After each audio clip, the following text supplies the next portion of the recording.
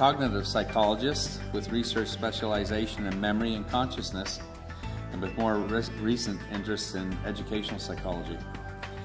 He's been a faculty member at the University of Toronto Scarborough since 1995. He's taught a wide range of courses in memory and cognition, statistics, wiki scholar, and most recently they have a 1900 student introduction to the psychology class. Of course, he transferred it into a fully online. So it's funny how these two speakers are tying in together. Steve's topic today is going to be transferable skills, and it was nice to see that Ken was talking about that, because I think it's a thing that our young people who can't get jobs today really need to adapt to. He's won many awards on research excellence, and his bio would keep me here for half of his speaking time. He's even spoke in Norway, an Authors and Ideas Festival. Now, we talked about open online courses. He has over 60,000 students registered, and 15,000 of them regularly active in a course called Coursera, which was funded by Bill and Melinda Gates and their foundation. In addition to his teaching, he's an activist. He provokes audiences to think deeply upon the manner in which humans use animals, in research labs, on the dinner table, and so on. And in his spare time, he rides a Ducati motorcycle. My neighbor at the cottage has one, Steve. And he plays guitar, lead guitar, and sings in a working stiffs garage band called the Freakin' Lolas. Steve, Joordens.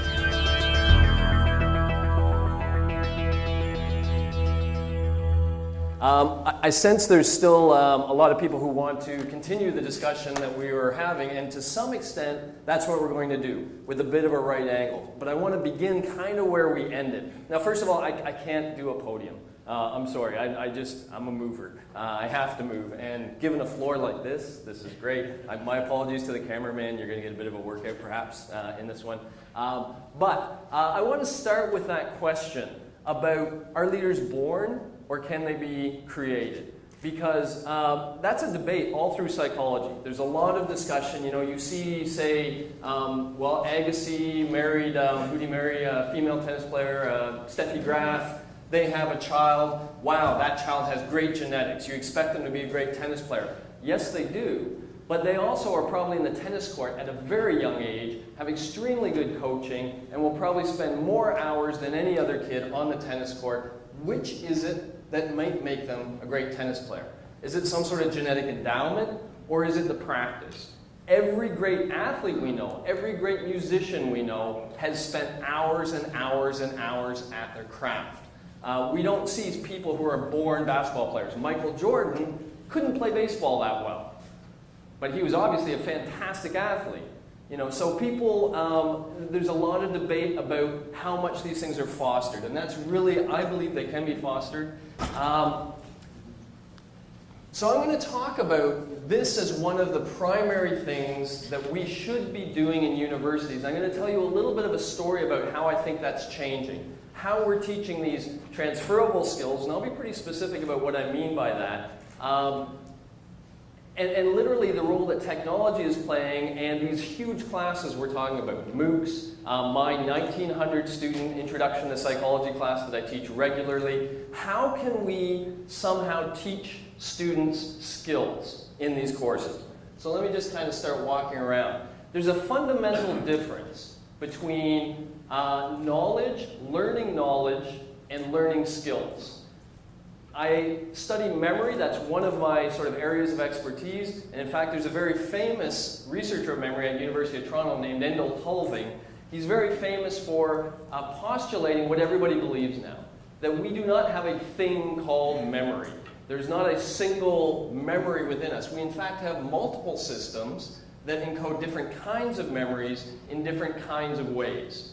So rather than get really complex, let me just give you a simple example. You could go to a session like this, and you could listen to somebody speak to you about karate for an hour. And you could learn a lot about karate in an hour.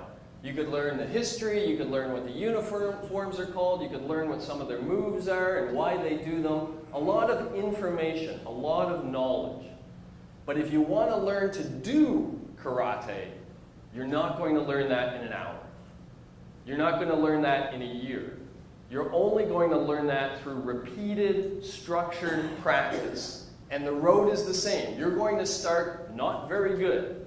And you're going to slowly get a little better, little better, little better. I started learning guitar 10 years ago. Literally. Twinkle, twinkle, little star. Literally. 10 years ago. Because I believed, as long as I've always wanted to do it, I don't think I was born a guitar player, but I believe that if I put in the time and I put in the effort, I could play guitar. And now I'm, by the way, playing at the Velvet Underground, October 14th. Everyone welcome. Charity event for Sick Kids Hospital. But I'm getting to live some of this dream, okay? But that's the process of learning skills. And it would be the same, by the way, of learning masonry. If you want to think of it in the traditional sense of masonry, a mason had to learn a lot of information, had to get a lot of information from the people around them about how to do the job well. But then they also had to do the job. And they did it over and over. And they probably weren't really good at first, but with years of experience and encountering different situations, they become better and better, and the skill develops. Okay? All right, so now let's talk about the role that the education system plays. Well, learning knowledge, we've used a formula pretty consistent for a long period of time. Books and lectures. Okay, these two ways are ways that we kind of transmit knowledge. It's sometimes called the didactic approach. It's kind of one way. So a student, takes in information from a book, or they take in information from a professor, but it's a kind of passive form of learning. What about learning skills? Well, again, if we think of how you learn skills in the real world, what if you wanted to learn to dance? Well, you dance. Right? Often under the watchful eye of somebody, often with some guidance, so somebody will tell you what you're supposed to do, but then you do it. Similarly with guitar, guidance from somebody, structured, repeated practice, you do it. Baseball, we could go on and on with just about any of these things. So if we think about the education system, and I want to get specific now because we've been kind of talking about these skills, and we've been talking about them transferable, and this is what excites me, by the way. Let me, I'll have little diversions and soapboxes along the way. But one of the things that excites me is I teach psychology to my students. For me, that's an excuse, I have to say.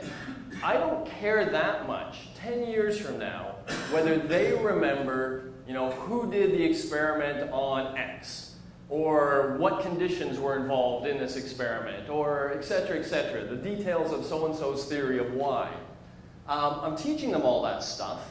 They may need it in the future, in which case they'll probably go to Wikipedia, just like the person not in my class. Okay, information is everywhere, it's ubiquitous, but that class is an excuse for me to teach them what I think is really important, which are skills of working with information. And these skills are transferable to all forms of life, and that's what I think will stick with them.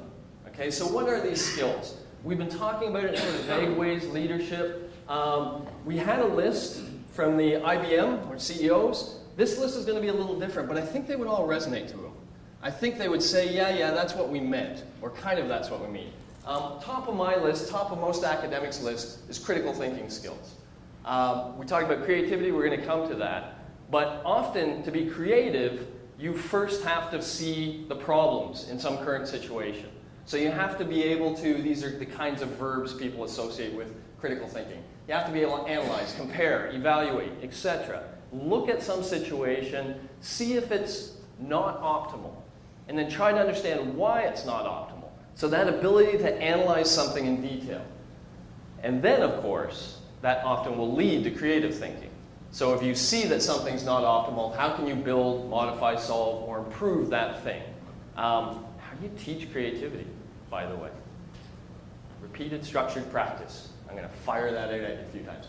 Communication. Two kinds of communication. We too often think of communication as expressive, and let me start there.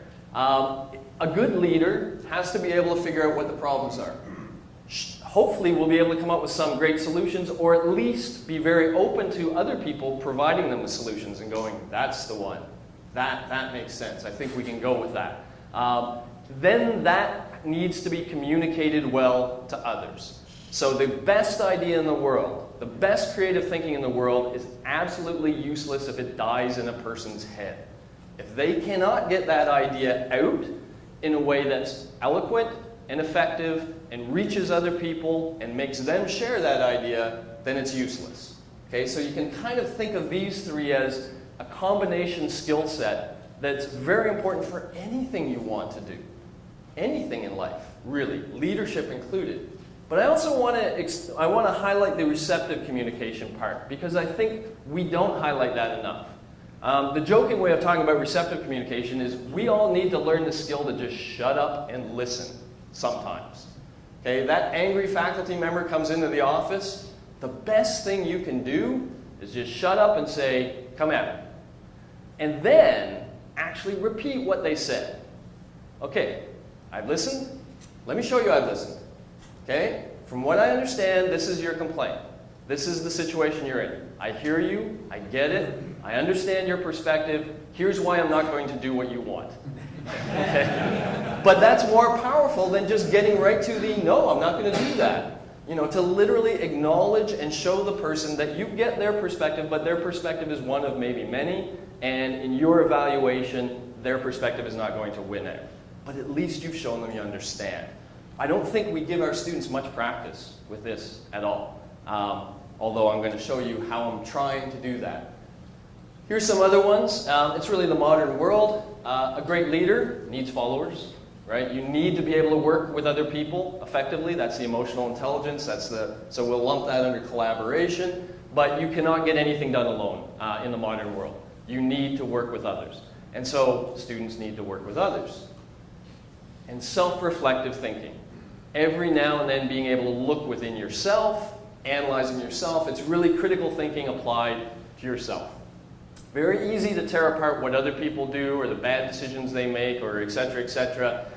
It's something else to turn that inward and analyze oneself in a sort of non-emotional way and realize I could have done things differently and I might have been more effective in doing so. So if these are the skills, then how do you teach them in a classroom? Well, we did have a way of teaching them in a classroom. Let's start over here with Socrates. That's our image sometimes of the classroom, which is, you know, a very intelligent person, but with a few people around them. The stereotypical Socrates or Aristotle kind of situation is a few students around them, and ideas are being thrown around, and they're being reacted to, and there's conversation, there's critical thinking, there's communication, there's creativity, and it's all exchanged in a social dialogue, a social interaction, with the intelligent person kind of guiding that along. And we can imagine this also in a small classroom, working quite well. Although I sometimes, by the way, if any of you are educators, I sometimes call this the myth of the small classroom. Anyone who's actually taught a small class, if I teach 20 people, honestly, I'm spending most of my time getting 4 of them to shut up and the other 16 to talk. I mean, it's not like they're all with their hands up like this. Oh, over here, I got an idea. You know, you're spending a lot of time managing it. So it's more of a dream than a reality, I think. But the dream, at least, is a nice one. The dream is one where every student is engaged, every student is thinking, and they're sharing their ideas, and they're, what I would say, riffing off each other's ideas. So bending it, twisting it that way, exploring it, seeing what works out. That's a great learning context. The problem, of course, is in the modern world, this is becoming a dinosaur. Even to the extent the dream was real, it's getting very hard for us to have small courses. In my department, University of Toronto, Scarborough, we have, well, 1,900 students in my first year class. Second year classes go way down to maybe 500 or 600. Third year classes even now are 200 often, as big as 100 or 200 students. Some of them, not all of them. It's in the fourth year where we cap.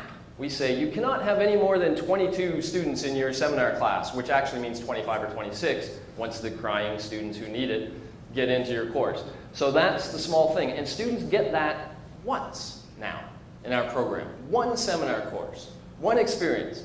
So even if the dream were alive, That's not repeated, structured practice. That's not engaging in this dialogue on a regular basis. That's 12 weeks, 1 hour per week, or 2 hours per week of doing that. So increasingly, the education system is embracing large classes.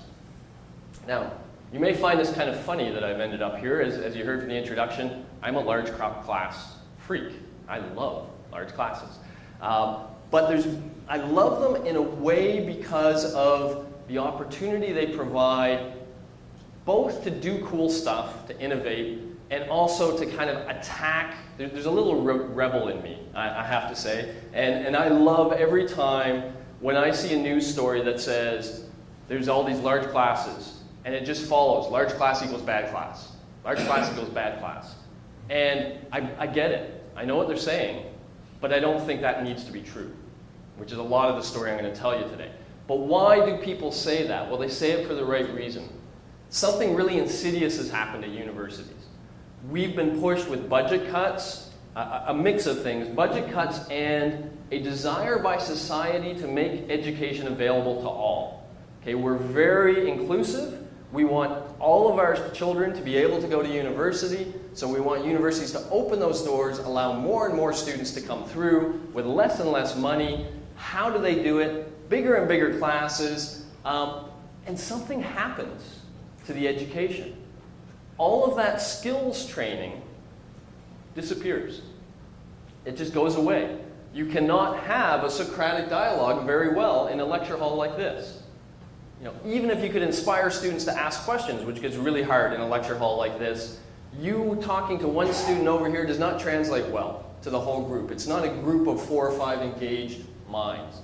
And so university has quietly gone to a situation where it's only that knowledge part, where students get textbooks, where they have a professor come in front and talk to them, and talk to them, and talk to them, and then they get tested typically with multiple choice tests, because that's the most efficient way for us to provide grades. So we're essentially putting all of our focus on content. Did you learn psychology? Yes or no? And what does that mean? That means when anybody looks at a student's grade, that student's grade reflects primarily the strength of their memory processes. And something, that's kind of weird. People can still graduate with an A at U of T now, and they did in the 1960s, and there's this impression that they've learned the same stuff.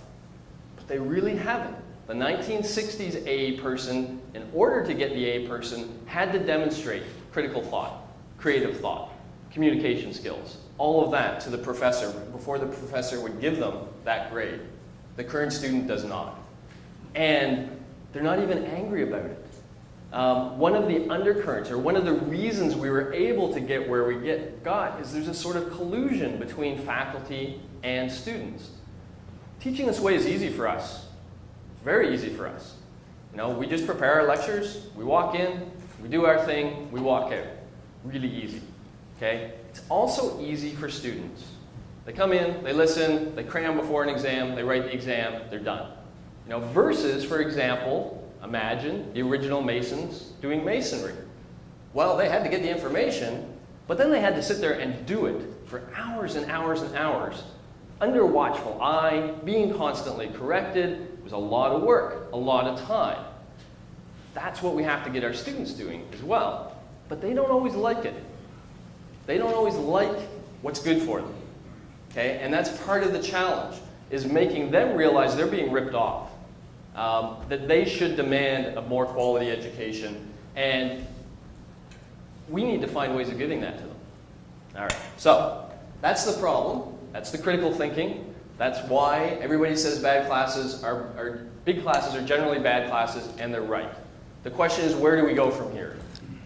There are some of my colleagues who believe that the right path forward is to kick and scream and to say we must have smaller and smaller classes. That this is a bad thing. And I like those colleagues, and I hope they do continue kicking and screaming. But I don't think they're going to win. I think they're highlighting the problem, and it's really good to have that problem highlighted. It's very useful to have that problem highlighted. But their solution path just does not fit the economics of the current world. The economics and the desire. Open education, not much money. How much taxes do we want to pay to educate other people's children? There's a limit, and we seem to be at it, and so we have to find other ways. All right, so now here's the way I like, and the way I'm pushing. So I'm going to liken it to the space program. Think 1960s. Suddenly humanity decides, we're going to go into space. We're going to fire ourselves in a rocket. I wonder who had this idea the first time. We're going to come up with this rocket. We're going to put you on a bunch of essentially TNT, fire you up in the air. Who wants to do this? A bunch of test pilots. Hey, that sounds like fun. I'll do that. I'm like, really? But you know, the problem is it's kind of different up there. A lot of the rules that we're used to about life on Earth, they don't work up there. So what are we going to do?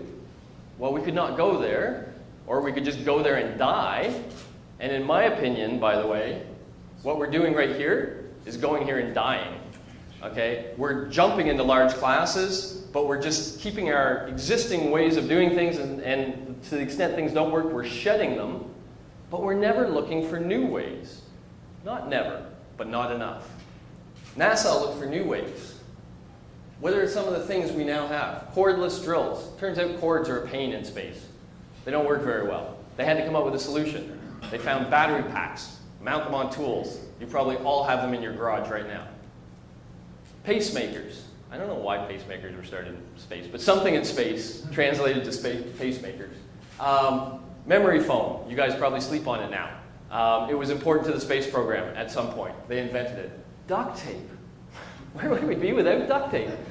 Sometimes when you're out in outer space, you just got to clamp something down. And you needed a very strong adhesive. Duct tape was invented. Fantastic. And I could go on and on. Water filters, exercise machines for the astronauts in space that we now use, ear-based thermometers, etc. Space drove innovation. This challenging environment and the need to find new ways to be in it drove innovation. I believe that large classes and these online classes that are a threat to many in the system will in fact be the engine that will drive educational innovation. That's what's going to make us modern. And I want to give you a case in point. So first of all, I want to give you a sense of, this has become, you know, in the introduction, the story was, okay, Steve was trained as a cognitive psychologist, but lately he's kind of gone to educational psychology. This has become literally my passion. And it's a passion, if you want to know a bit of the politics, it's fueled by a couple of things. One is, my field is very young, psychology. And a problem with a young field is somebody trains you to be an expert in X. And then you become a professor and you're trying to train people to be an expert in X. But the field has progressed to a point where X is no longer enough. So in my world, I was trained as a cognitive psychologist. So I knew a lot about the software of the mind. But as I matured, we learned a lot more about the brain. And now there are no more of me. Now, in order to be like me, you have to be what's called a cognitive neuroscientist, which means you don't just have to know the software of the mind, you have to know how it intimately interacts with the hardware of the brain. Those two pieces have to be together, and I never learned that hardware of the brain part very well. So I was trying to teach students, but I was suddenly teaching them for jobs that didn't exist. And that's concerning, or it should be concerning for anybody who cares about their students. And so I had to take a left turn of some sort for my own conscience and for my students. And the turn we took was to go to applied cognitive psychology. I was loving teaching. I was winning awards for lecturing, but I was lecturing and giving multiple choice tests. I was doing exactly what I just complained about. And I was winning awards at every level. My discipline thought I was doing great. But when I looked at what I was doing, I didn't feel so great about it. So we wanted to take on this challenge. And this is how we jokingly describe it. We know where we want to get. This is our vision of heaven.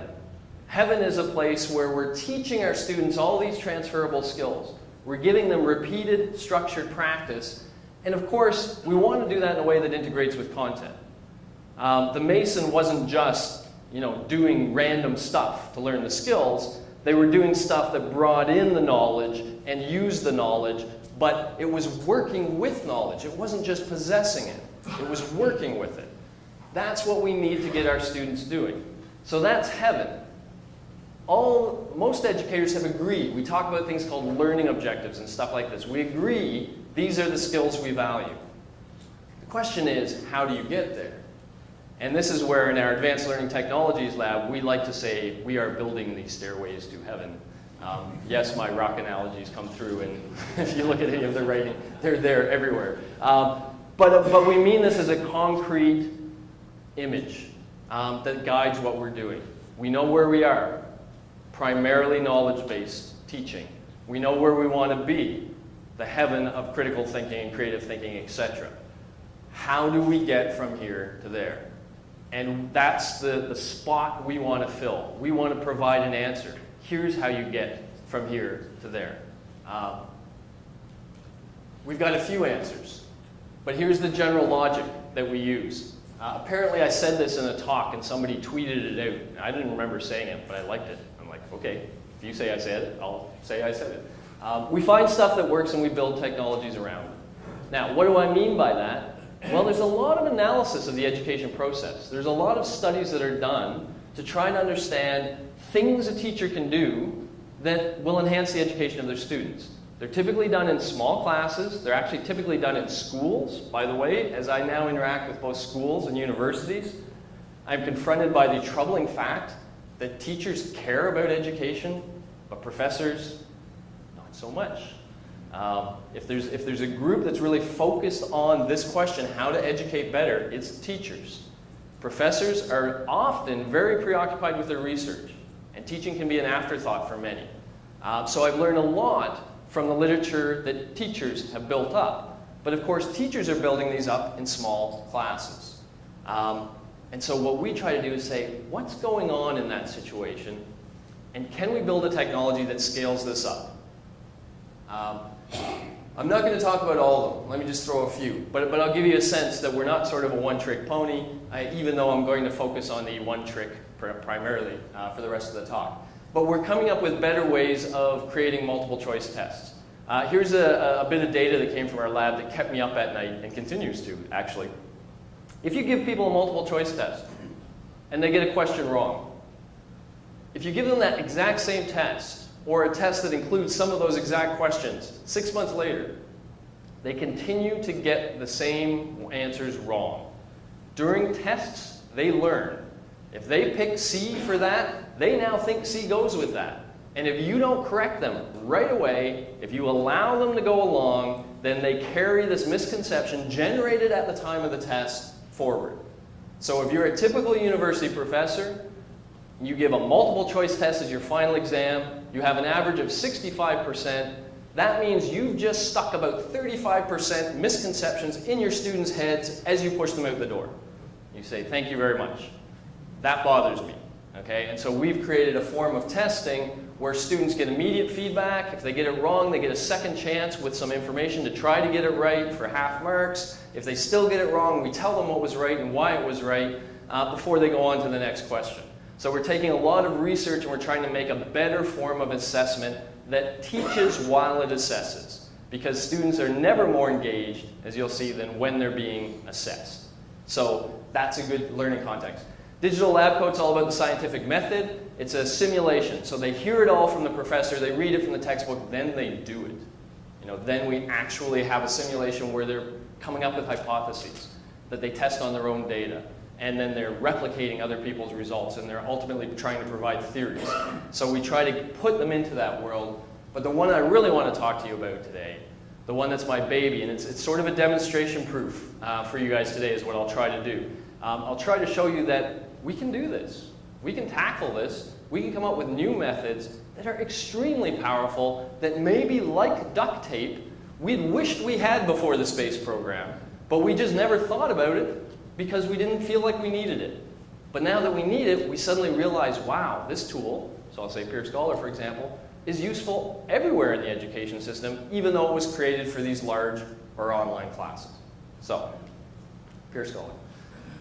Let me just tell you what it is. Let's get out of the vagueness and make it more concrete. I like to say there's nothing new about Peer Scholar because there is nothing new about Peer Scholar. It's just, as I said, looking at things that have worked and building a technology that allows us to do this at scale. But here's how it works. Students begin. This is the biggest stage. I love this. You could put a whole band here. You'd be fine.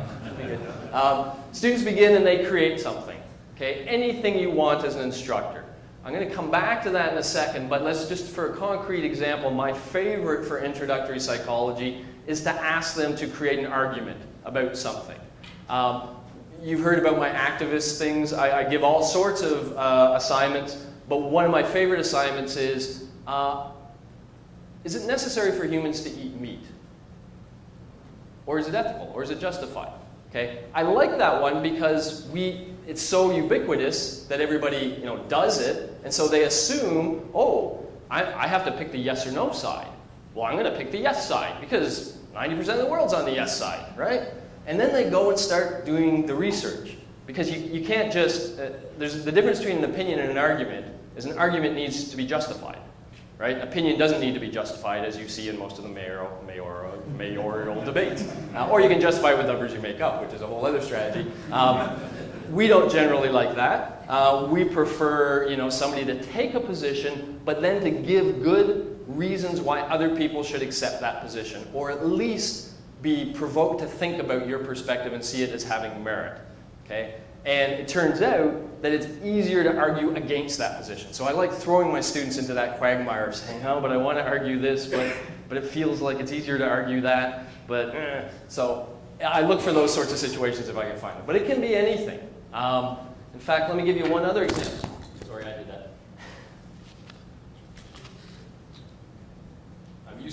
I'm used to teaching where I'm always being videotaped just like this and the mic on me.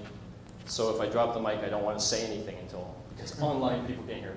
At any rate, I was reaching for, and I won't do it again, my smartphone. You could have them write that argument, or you could have them deliver it to their smartphone. You have a 5-minute talk. They all know how to shoot video on their smartphone. Give it as an oral presentation if you want to work on oral presentation skills, and then submit that. It's digital, so they can submit anything. Okay, so that's step 1. Now, step 2 is the critical step. Wow, everything, step 2 and step 3. I want to introduce it to you by highlighting what to me now seems like an absurdity of how we typically do things in education settings. Imagine you're my class. I could give you guys all a task, create a critical argument. What happens after that? Well, you've all worked hard. You've all done research. You've all tried to produce your best critical argument. I'm going to assume you're engaged, motivated students. Now, you guys all submit it to me. I go through these all, and what am I doing while I'm going through these all? I'm engaging critical thinking. Like, which one's better than which? And why is this better than that one? And ultimately, I'm going to do communication. I'm going to provide feedback to you and do all the... I'm doing the stuff we want the students to do. And you guys are only ever getting my feedback back. Why are we not showing you guys what each other's doing? Okay, that is what's called peer assessment. They do it in schools, but I would argue in a kind of poor way. That's what students do here. So they've submitted their assignment. They log back into the system. They see in my class 6 of their peers' submissions. Anonymously presented. They don't see names. And remember, it's a 1,900 student class, so the chance of them recognizing anything is very, very small. So it's anonymous, randomly selected, 6 different ones. They're told to do the following. Read those 6. Step 1, rank order them in your mind, best to worst. And in fact, they can drag them and put them in that way. Anybody here read Zen and the Art of Motorcycle Maintenance? He was a big fan of this notion that the primitive is quality. So that a beginning of learning is just kind of reading something, especially with arguments or rhetoric. And we can tell, like, that's a convincing argument. We don't necessarily know why, but we know that swayed me. That got me thinking. This one, not so much. So we start there. But then we say, okay, now that you've kind of rank ordered them, put a grade of some sort on it. And this grade is not to count as the grade, at least not at U of T. We can discuss that. It's a whole other story. But it is to communicate that vague sense of quality in a more precise way. It's your first step to precision. So maybe when you rank ordered them, you really thought the first one was really good. The next 2 were kind of the next, but they're kind of similar. So now you can give the first one a 9, and the next one's 8 and 8, etc. So try to get a little more precise in it. Now, for each one, highlight something this person's doing well So I want you to take the time to look and find out something they're already doing well. And think about that positive quality of writing an argument, let's say. But then most critically, the last thing I want you to do is look at that assignment, think of all the ways it could be improved, but then zero in on the one thing you think this person could change that would lead to the maximal improvement. Highlight what that is first, so you can think of that as the problem. I find that a little too specific, but anyway, we'll call it the current problem, and then provide them some clear guidance about what they should do to make it better. Okay? This step is the most critical, of course, because in order to do any of this, by the way, to rank order them, etc., they're engaging a lot of critical thought in a very structured way. And let me highlight that. If you want to learn to be a good baseball player, there's two ways to do it. Well, there's only one way to be a good one, I think. There's two ways to learn baseball. My way, which was pick up. Okay, bunch of friends from the neighborhood, we went out, we played baseball. I was okay at baseball. I learned the game. I could play anytime people wanted to play softball or something, sure. Then there's the other kids that went into a formal baseball league and got structured training and got coaches and got regular practice with very specific drills in mind. Those kids get good. Those kids go on to the major leagues. Kids do not go from pickup to the major leagues. Okay? They just don't. And so what we are trying to do here is to create that structure by having a very specific process they're engaging in. And so they have to engage critical thought. They have to engage creative thought to provide that solution to their peers. You know, here's how it could be better. And we look for that specifically. They have to do a good expressive communication, express that well to your peers, and I'll give you the check on that in a second. They're doing this all in a collaborative situation. I want to highlight this. I mean, part of what I'm a big believer in is co-opting the students. I told you ahead of time that students like the old passive style that is no good because it's not much work. Suddenly I'm asking them to do a whole lot of work. Okay, let me highlight a couple things about that. A, we cut back on the lecture in the textbook. We used a slightly less rigorous textbook, and we lecture a little less to them than we used to. So it used to be 3 times a week, now it's 2 times a week, although I occasionally have a fun lecture in there, but that's another story. We explicitly told them, we're going to change your education from one that's very didactic and passive to one that involves a whole bunch of activity on your side. But we're not just going to add this activity to your current workload. We're going to shift the workload because we believe this is the right way to educate you. We believe these transferable skills are important. So expressing that to students and being clear is very important. And so with respect to things like collaboration and caring, I also spend a lot of time talking to them about what we call pro-social behavior. Anytime you have a group of individuals of some species that's very social, think of wolves, think of dolphins, think of especially humans, there's none more social than us, the glue that holds them together are these so-called pro-social behaviors. Things like empathy, brotherhood, as it will. You know, the actual, like, it's not convenient for me to do this right now, but I know you need me to help you with something, so I'm going to do that for you. That provides a very important glue to hold people together. In this case, we're very clear that you're not criticizing your peers' work to, you know, somehow show how clever you are, or to be intelligent, or to put them down especially. No, the goal here is to help them improve. So that has to come through, and we're going to grade this, we're going to look for that. So we want to see this caring. We literally highlight that. We want to see that your critical analysis is posed in a constructive way, in a respectful way. I joke with my students, by the way, I have lots of these little jokes, but I like to say John Lennon had it wrong when he said, all you need is love. Well, he didn't really have it wrong. That would be great. It would be great if we all loved each other. Fantastic. But in my mind, that bar is way too high. Way too high. Aretha Franklin had it right. R-E-S-P-E-C-T. That's all we need. Okay? We can have a lower bar. If we respect each other, then that's enough to coexist. If you can combine respect with a little bit of love, which is what we try to do with the caring, then you got something. Okay? Then that's the glue that really gets things together. In metacognition, let me stress this, where we're at. The traditional method, you did your critical thinking piece, you submit it, months pass, people die, children are born. Eventually you get feedback from your professor. Eventually. You've forgotten the assignment, usually by the time, but you're getting this feedback back from your professor. A couple points I want to make about that. First, it's not, well, let me say it this way. Let's say the professor gives you a C. And so you're like, okay, in your eyes, my work is a C. Maybe I agree with that, maybe I don't. I'll speak for most of the teachers and professors. The answer is usually, I don't. But I have to accept it because you're the professor. Versus, you submitted a C quality assignment. You're now assessing your peers. And you're seeing better assignments. And maybe you're seeing worse as well. So the worst ones are fine. They kind of make you feel good, like, okay, I'm doing some things better. But the better ones are showing you that you are a C student. And you are thinking, I am a C student. And so now you're embracing that as your own evaluation of yourself. And you're learning a lot about your own strengths and weaknesses. That's what we call metacognition. For anybody to grow, they have to have good metacognitive skills. They have to realize, and we heard examples of this in the previous talk when he said, I don't think I handled that well at first. You have to make that leap. You have to have some interaction and go, okay, that didn't go well. How could I have done that differently? How could I have done that better? What could I learn from? And that's what helps you do it better the next time. If you just say that guy was a jerk, then you're not going to get there. All right. So they assess each other. They do that. They log back in the next step. While they were assessing six of their peers were assessing them. So now we show them the 6 evaluations. And one by one, they first have to do the following.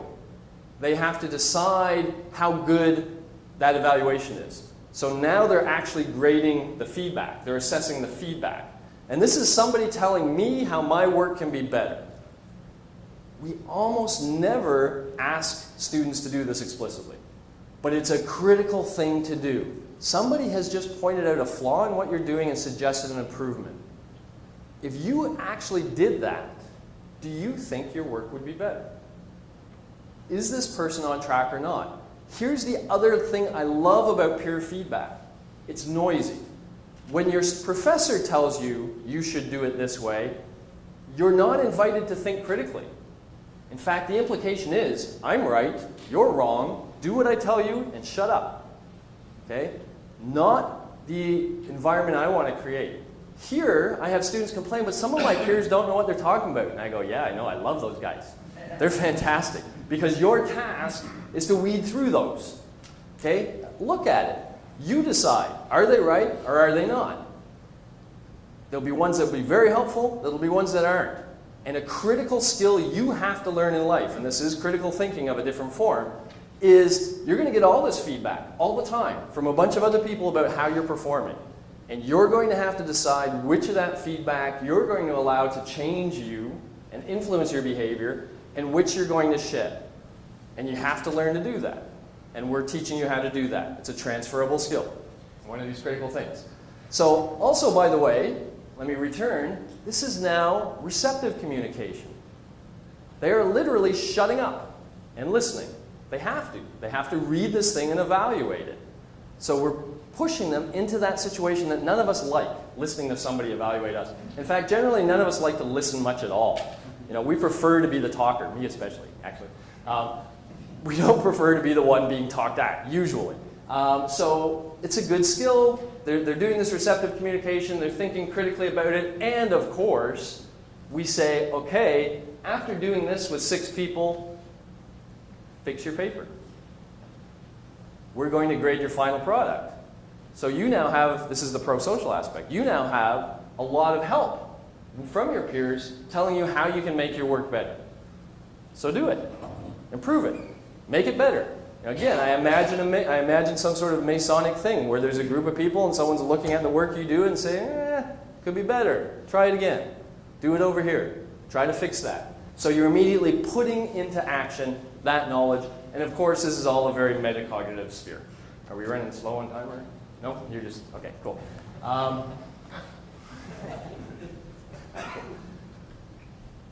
The last point I want to make about this is that realize that all of this stuff that I'm highlighting here, all of these transferable skills that they're getting repeated structured practice in, is in the context of whatever that is. So if that was an oral presentation, if you did ask people to videotape an oral presentation, then people are thinking critically, creatively, and communicating and collaborating and all this about oral presentations. Right? So these stages serve as an amplifier to whatever the current assignment was. And usually when professors think of an assignment, they think, okay, I'm going to give, well, at least the ones that care enough to think this deeply, but I'm going to give my students an assignment that will really engage their mind and get them thinking critically, you know, for example, about animal use or something like that. And that's great, but if that's all you do, and this is all most professors do, by the way, they give their students assignment, and then they eventually give them feedback over here. But in this case, you got all this happening with respect to the assignment. Whose argument was better than what? What made that assignment, what made that argument better than my argument? What makes this argument better than that argument? So we're amplifying everything that was intended in the original thing. By the way, there is a human involved. Everything here is sort of computer-based, online, but eventually, this doesn't need to be the case, but certainly at U of T, it is the case. We have TAs go through, and everybody gets graded on the quality of their draft, which is, in my case is worth 2 points, just to give you a sense, and the quality of their final product, which is worth 4 points. So that's to motivate them to put in a decent draft to begin with, but to also motivate them to take the comments seriously and improve it. But that's 6 of the 12, based on what they produce. Because the message I want to give them is that's only part of why you're doing all this. What we really want you to do is have that repeated structure practice. So we're going to also grade you on the things I asked you to actually do. 3 points. How good was the assessments you gave to your peers? How strong were they? Did you do what we asked? And especially with respect to that constructive one. Did you give your peers good constructive marks? That's 3 out of 12. Literally 3% of the class. And then 3 out of 12, how appropriately did you revise your work given the comments you received? So we're marking them both on the product and on the process. Yes, this takes people power. 12 minutes per student that does it. But I tell you, the nice thing I will say about our education system is when you go to just about any dean and you say, I need some TA hours, 12 minutes per student for an assignment, but this is what I'm going to do with them. These are the pedagogical skills, the transferable skills I'm going to engage them in. I have not run into a dean yet on any campus, and Peer Scholars now all across Canada, so it's being used widely. We have not yet run into a dean that says, no, we don't have that money. Deans don't have much money, but their job is to enhance student learning on campus. You provide a solution that does that in a very efficient, powerful way. Strong learning benefits with a relatively small resource cost. By and large, they jump all over it. Now, there's a whole other story. You can use this without any resource cost at all, but I won't talk about that. Okay. Yeah, these are kind of the things I said. I know we're running a little late, so I'm not going to talk a whole lot more. What I really want to do, I think I'll just sort of jump here, is to just highlight these 3 points. That the transferable skills as we talk about. So one context we had is leadership. And these are the skills of a leader. There's absolutely no doubt these are the skills of a leader. But they're also the skills of a good husband. You know, I want to kind of highlight that. And I like to highlight that in the following way, just as I did almost in one situation. But if you're ever having a disagreement with your spouse, I like to highlight receptive communication. I tell my students this. Just like I told you with that other example. If your spouse is really angry with you, you know, you did something and blah, blah, blah, and they're really, really, really upset. Step 1, you want to make this better? Step 1, tell them what they just told you. Don't put the walls up. Say, okay, let me get this right. Let me make sure I got this right. Let me understand why you're so angry. You're angry because of this, this, this, right? And you will see that person diffuse. You will see them go, okay, yes, that's why I'm angry. All right, cool. Then you give your perspective. But now it's gone into a rational discussion.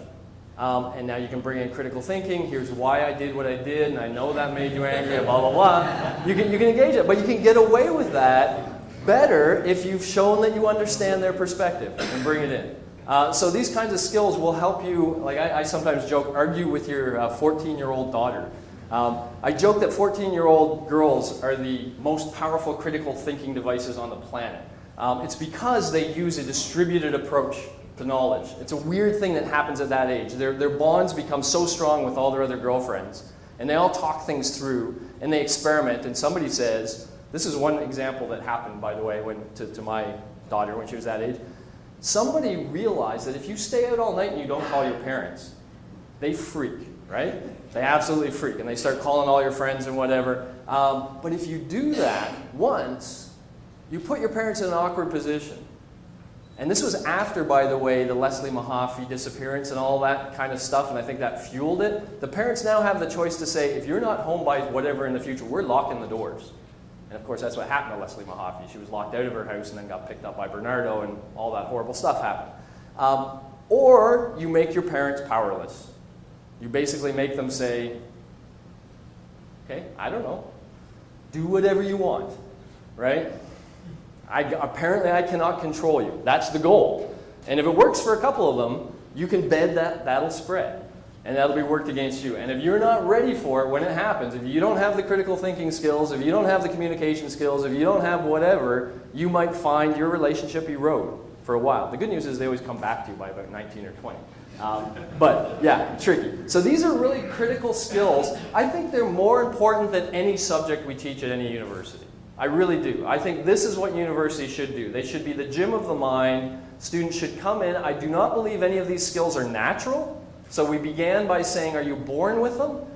I don't think you are born with them. I don't think these are natural at all. The natural ways we learn are by imitating others and through reward and punishment that society brings to bear on us. And if our society, let me give you one example I'd like to give here, slavery. If you grew up in the 1800s, early 1800s, in America, and you were in the southern part of America, a young boy, let's say, would you believe slavery is wrong? Would you think it's wrong? If everybody around you had slaves, if your family did, if your brother's family did, if everybody around you did, if none of them seemed to think there was anything wrong with it, would you? And my argument is probably not. That's a very powerful force, society, the rewards and punishments, the norms, the normal way to behave. Critical thinking is what allows you to escape that.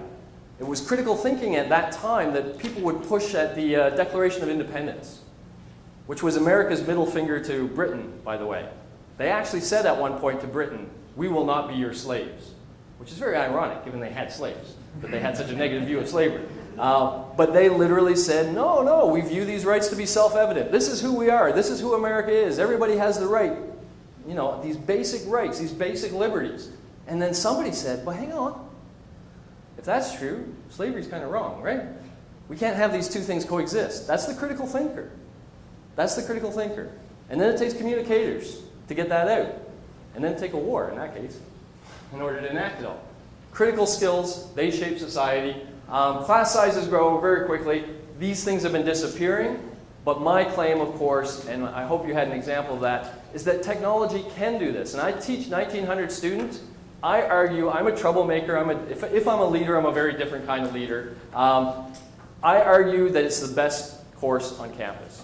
That it is the most rigorously thought out, best learning experience of any course on campus. And I throw that at my faculty's face sometimes and say, well, if I'm wrong, what are you doing? Show me what you're doing. I'll learn from you happily. Okay? So I'll leave it there with my troublemaking attitude.